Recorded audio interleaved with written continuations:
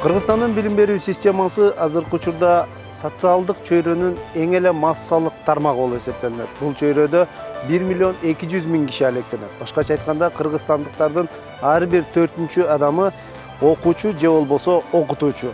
Келечек жаштардын колунда деп кыйкырганыбыз менен, жаштардын билими жок болсо, мамлекеттин эртеңки жаркын келечегин элестетүү кыйын. Учурда Кыргызстандын билим берүү деңгээли кандай? Алардын сапаты, ушул сыяктуу суроолор менен biz Кыргыз Республикасынын билим берүү министри Эльвира Сариева менен маектештик.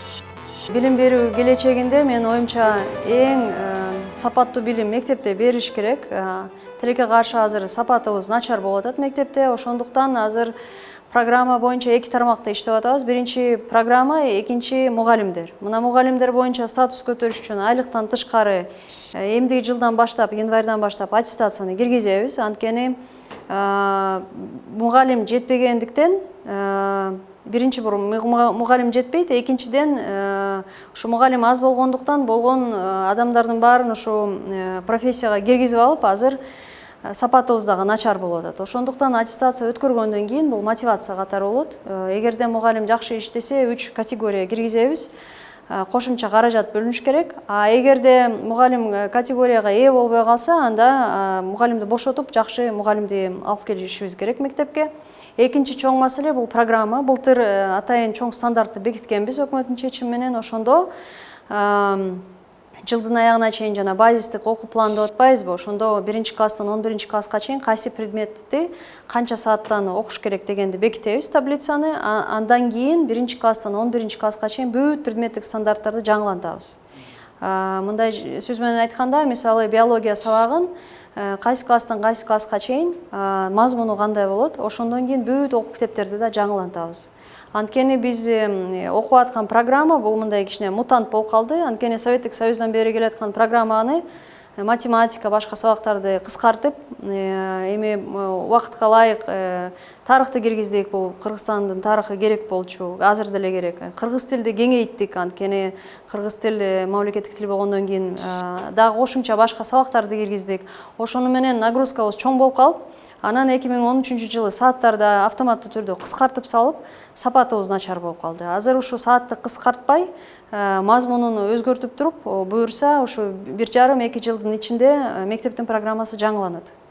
Баары толук. Мектепте аяктаган соң окуучу жогорку окуу жайына келип, мен билимдин гранитин кемирем, жакшы окуйм, кызыл диплом менен бүтөм деген аруу сезимдер менен келет. Бирок турмуш көрсөткөндөй, бул максаттар кыял боюнча кала берет. Анткени жогорку окуу жайларындагы ыплас коррупциялык чөйрө таза адамды кир кылып коет. Мындан улам бул тармакта канткенде коррупция жоюлуп, билимдин сапаты жогорулайт деген суроо туулбай койбойт. Бул сапатты көтөргөндө жана студенттер сессияга барганда таза сессия, мугалимдер менен мисалы зачет бергенде дагы, мугалимдер сабак бергенде дагы ачык түрдө өтсүн, деңгээли дагы бийигирээк болсун деген тарапта азыр мына биздин орун басарыбыз бар, атайын ушу жогорку окуу жайларды тейлеген жаңы адам.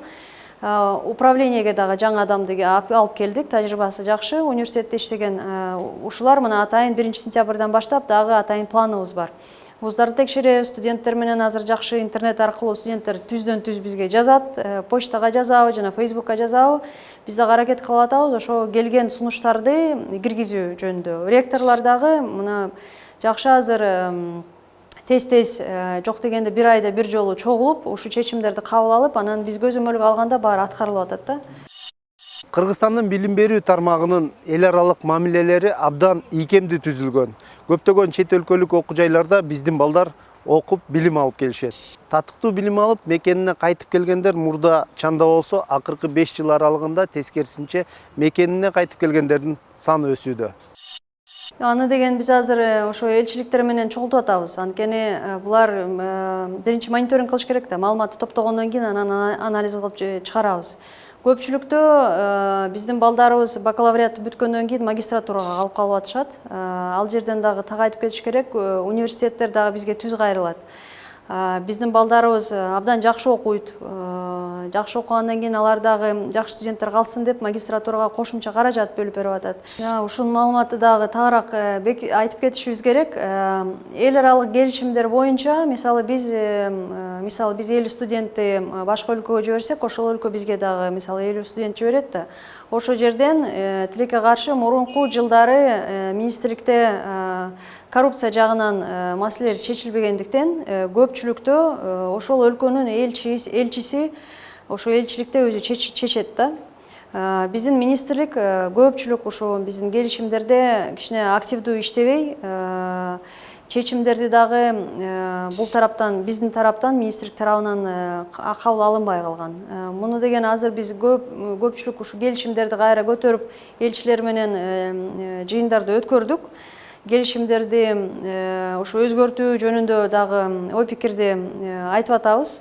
Анткени мисалы биз Кыргызстандан студенттерди бир жерге жибергенде айкын ачык түрдө конкурс жарыялашабыз керек. Андан кийин биздин жарандарыбыз ушул конкурс аркылуу өтүп, биздин министрлик аларга жардам бериш керек. Бул жерден кичине кээ бир өлкөлөрдүкү же маалымат жетпей калат, же мисалы бизге маалымат келбей калып, биз абитуриенттерге, балдарга бере албай калып атабыз. Көпчүлүк өлкөлөр менен мына быйыл жакшы иштедик абдан. Бизде эми азыр 2207 мектеп бар да.